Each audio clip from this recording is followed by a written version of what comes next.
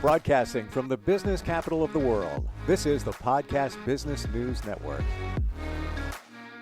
And welcome back, everybody. We've talked about hypnotherapy before, working with a hypnotist, but we've never really dug deeper into this aspect of it and how it can support you with even physical things you want to do. Let's say you play a sport. Let's say you're very active, but you're not achieving those goals. It can help you with that as well, which I'm kind of surprised is new territory for me.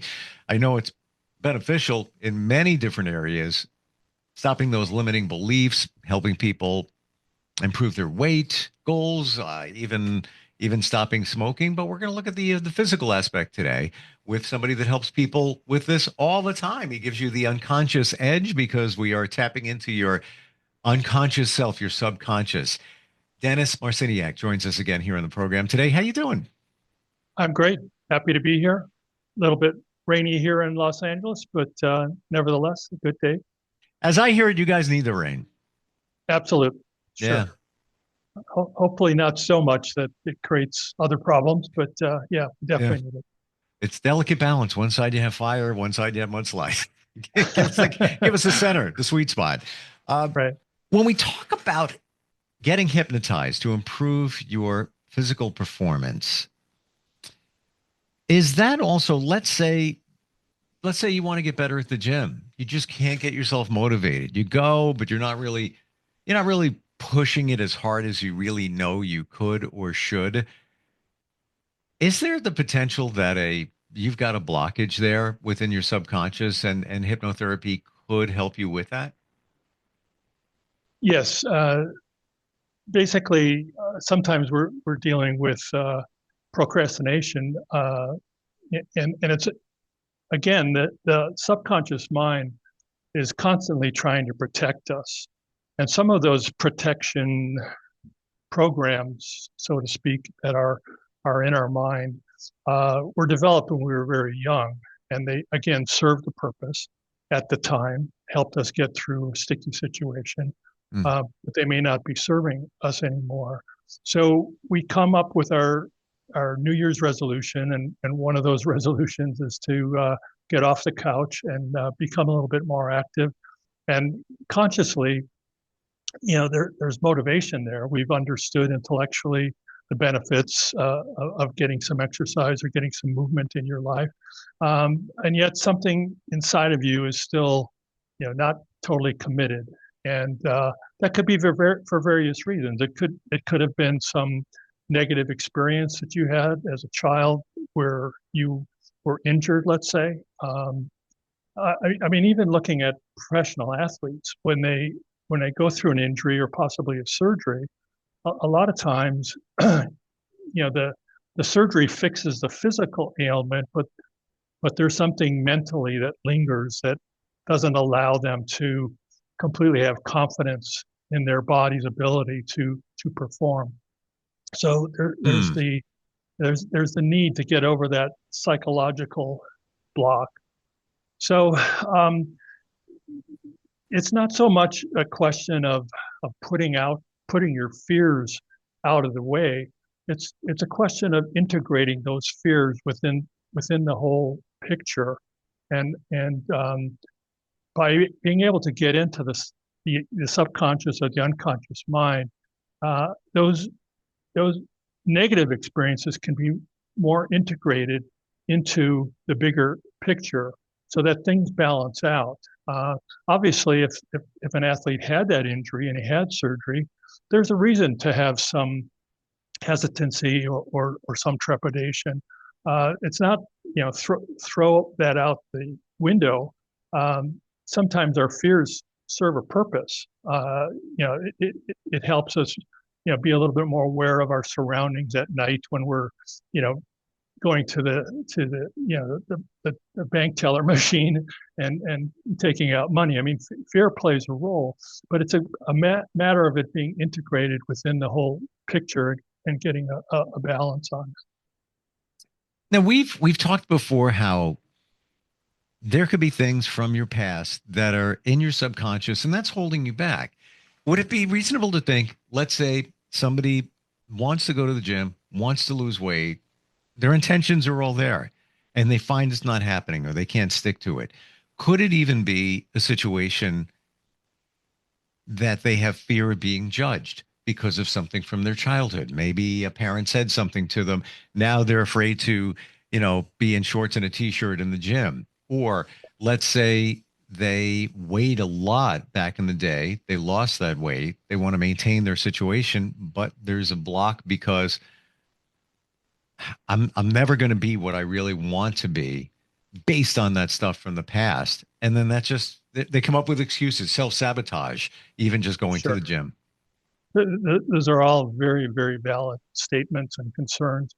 And, for myself, even when I'm working with someone who's looking to lose weight, let's say, I mean, somehow when we talk about language and the energy of language, even the expression lose weight, it's kind It's of a like, negative. It's a yeah, negative. Oh, how absolutely. about this one? This is my favorite one. I need to go on a diet. How positive is that? Not. Yeah, and again, if you're just dealing with the conscious mind, that has read the various books about health and diets and ultimately have tried many different diets, you kind of go on this roller coaster ride, with highs and lows. With our body image and our self image, and I find this especially true with women. They've done a number of studies where they've shown that in terms of self-talk especially amongst women, uh, you know, people are pretty brutal with themselves in terms of how they see their body and how they relate to their body. So there's an element of for lack of a better way of saying it, self-love. My sense as I approach and as I understand the subconscious mind, accentuate the positive rather than focusing on losing something. Focuses on gaining your health, gaining your vitality, gaining your ability to express yourself in a physical way. I mean, to me, my body is part of my self-expression, and it's kind of an interesting thing. I mean, if you think about it for a second, if you look at somebody who's a little bit down, maybe they're a little depressed or just they had a rough day, just in terms of the way you carry your body, you might be shoulders slumped, you might have your head forward, your walking gait is slow and not energized, and that we can recognize, but we don't understand that the physical leads to the mental also. So that by picking your head up and putting your shoulders back and walking in a confident way and getting outside and energizing yourself, all of a sudden that affects your mood. I mean, it kind of works both ways. The emotional, mental happenings of the day can have your physical stature turn one way or the other. And if you catch that and you understand that, you can also change your physical stature and impact and affect your mood, your perception of yourself. So when I'm dealing with someone with regards to, you know, let's say, weight issues or body image issues really is what it's all about. It really has to do with connecting with your own inner resources, because you have the ability, you have the essence, you have the love, the joy of being alive to tap into. And as you start to tap into that and accentuate the positive, you start to see a big difference in terms of how you perform.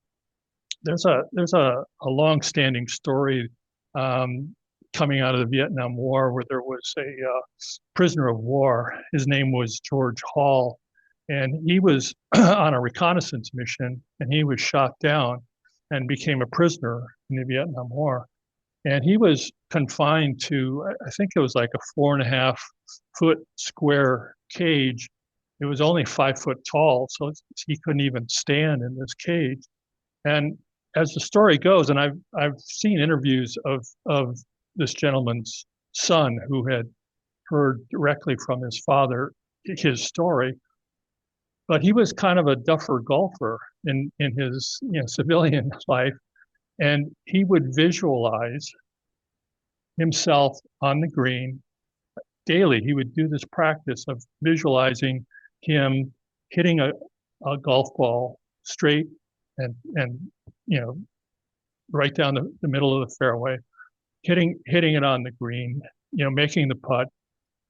So much so that for him it was kind of like a connection to freedom and connection to his old life.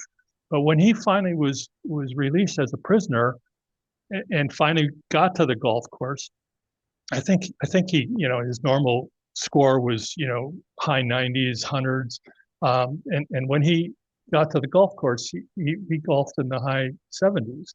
And this is with no actual physical practice, it was just through visualization. Our muscle fibers respond in the same way. And, he was able to not perfect, but, improve his golf scores tremendously. In the late 50s and up to like the early 70s, the Russian women's gymnastics team really dominated that sport in the Olympics and the World Championships and so forth.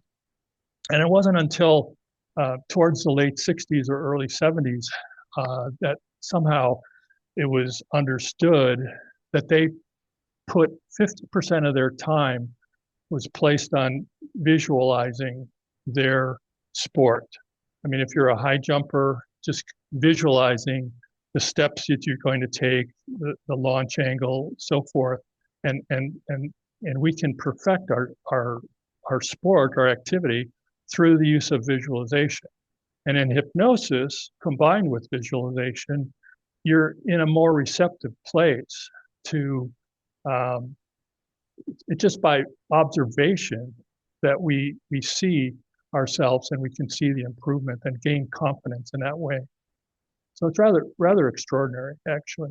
Is it maybe a product of manifestation where it's believed that what you think becomes your reality? So with those players, or even the man who was golfing, he was visualizing what it would be like, and it's almost as if it's already done.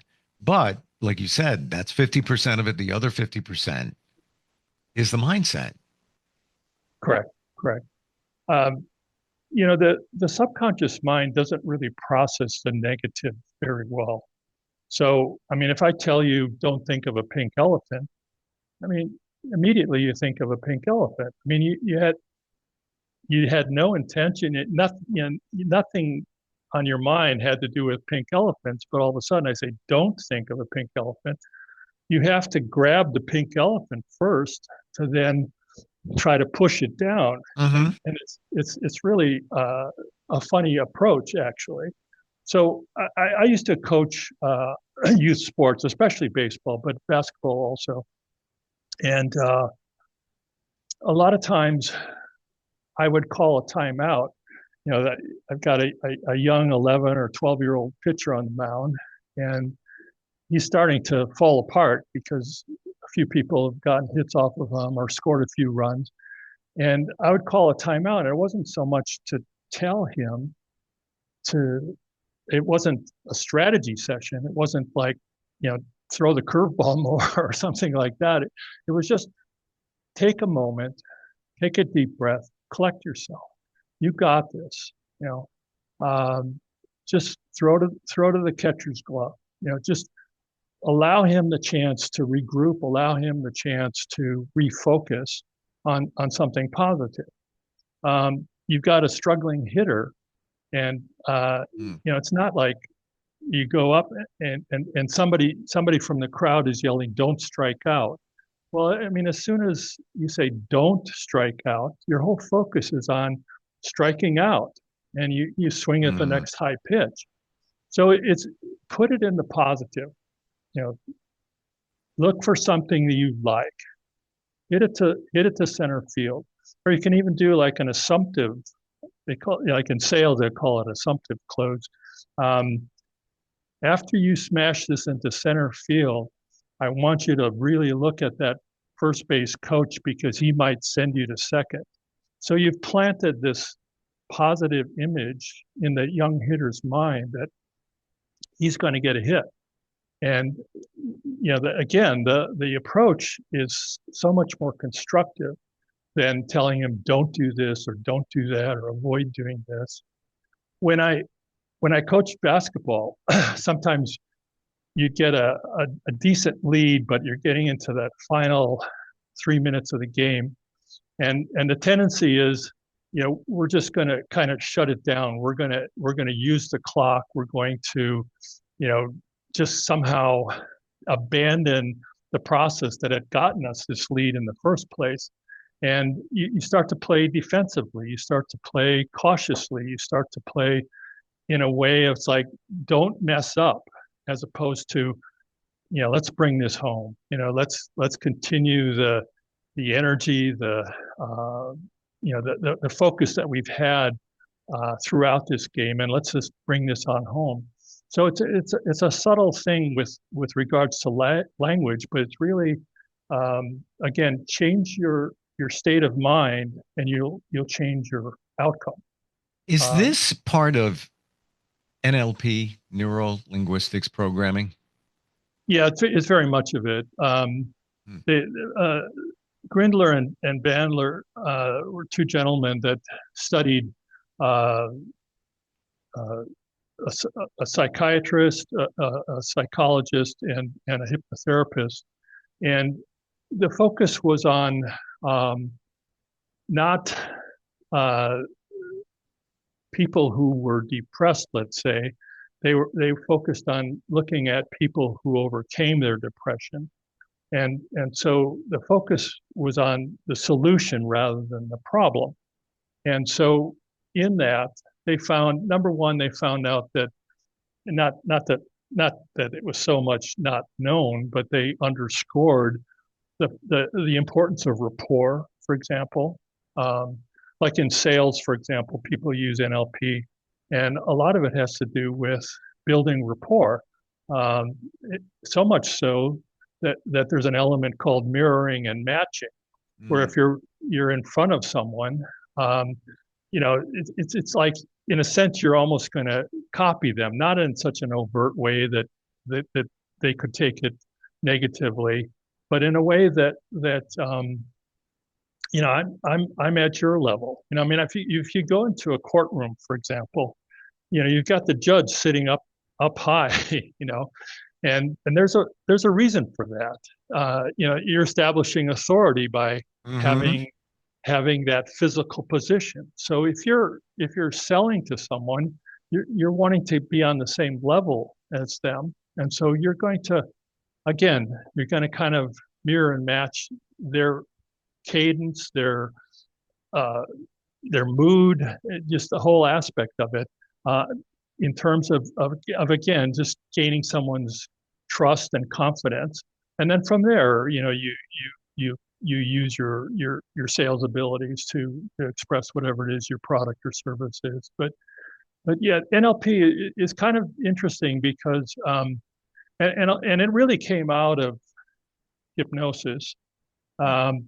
And often people will use it together, and then sometimes just NLP, because you don't have to put someone into into a trance. But we somehow, in terms of our experiences, we process things in a different way. So if I were to ask you to, let's say, look at a traumatic event, for example, and I can do this with someone even with their eyes open, or you can have them close their eyes, whichever is more comfortable. But I'll say, just picture, visualize, or imagine that traumatic experience. And where is it that you see it? And sometimes people will say that it's right in front of them. Sometimes it'll be a little bit off to the side. The most amazing thing is that in your own visualization or imagination of looking at that traumatic experience, by moving the placement of that experience in your perception, you actually change your relationship to that experience. So if I have someone and he says I have a traumatic experience and I see it right in front of me, you know, I'd say, well, move it back 20 feet and let me know how it feels to you. Because we want to use all of our senses. How does it feel? What does it look like to you? What are there any sounds that you're associating with that particular experience? Any smells? Any tastes? So, I mean, I can either move that experience back further and further and further so that you can't even see it anymore. And then I'll ask the person, what's your perception now? And it's changed. It's remarkable. It's amazing. Or another situation you could do is, instead of having it go further and further back, put it behind you. Just picture, visualize, imagine that experience is behind you. And now it's further behind you. And it's so far behind you that you can't even see it anymore. I mean, when we drive, obviously we have the windshield in front of us, we have side view mirrors, we have a rear view mirror. And the rear view mirror is important. I mean, sometimes it's life-saving. I mean, you see, I remember one time I was on the freeway and I saw this person going like just, I don't know how fast they were going, but they're coming up on me so fast that I had to hit the gas to maneuver, and she still hit me. She rear-ended me. I don't know what was going on with her, that made her do that. I was going 65 also, and she hit me hard. So, there's a reason why we have a rear mirror, but our focus is not the rear view mirror. Our focus is what's in front of us, and to a certain extent to the sides.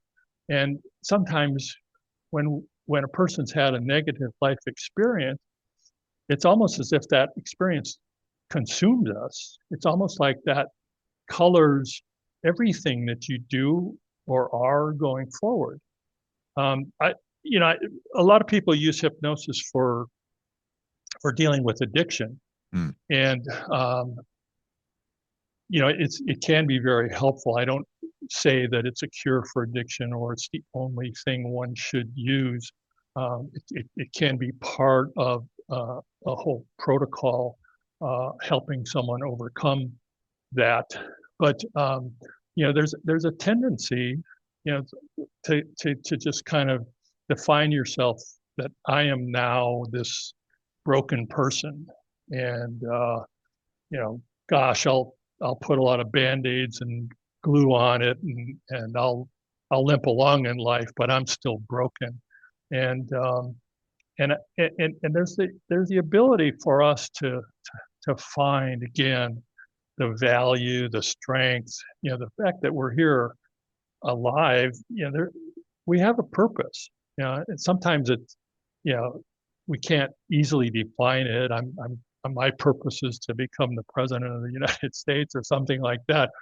But I'm here, and I have a right to be here. I have a right to not only take up space, but I have a right to shine. I have a right to, it's like the fact that you're shining bright doesn't take away from my ability to shine bright, or I don't have to dim my light to accommodate your prejudices or concerns or so forth.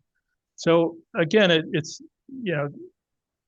we have these incredible human brains, human bodies, and to be able to integrate it all and to have it come to a place where we're feeling grateful to be alive and to express ourselves fully, to me is really at the heart of the whole life experience. The major takeaway today is how everything we say to ourselves makes an impact. And our subconscious, in my view, it's kind of dumb. It doesn't really know the difference between good and bad. but it does want to protect you and support you. So it will do anything it needs to do that. So watching the way we speak, what we say to each other, I never say the word but anymore. I pretty much abolished it because it's a negative. Like you could say, Dennis, that white shirt looks great, but it would look better with a tie. And you know what? I took that lesson from kids. They don't say but. They'll say, I went to the candy store and they had chocolate and they had Skittles and they had this and that and this. And I was like, you know what? And use the word and in place of but. Just a more positive outcome. This is just scraping the surface of what you offer and how you understand how the mind works and how you can support somebody. How do we find you? My website is unconsciousedge.com. On the website, you'll have my email address and my phone number. And I do sessions over Zoom. I also do in-person sessions. Both can be as effective. So again, unconsciousedge.com. Yeah. It starts there. Have a conversation. I can tell everybody wholeheartedly, hypnosis was a game changer for me. That was my wake up to what's going on up in our head and how everything we say can affect us, whether we realize it or not, and how things from our past, insignificant as they may be, can affect us. But that's why we're stuck, many of us. Dennis, great having you on here. Really appreciate it. I'm happy to be here. I'm grateful for the opportunity to express a little bit. Yeah, love the insight and looking forward next time we get together.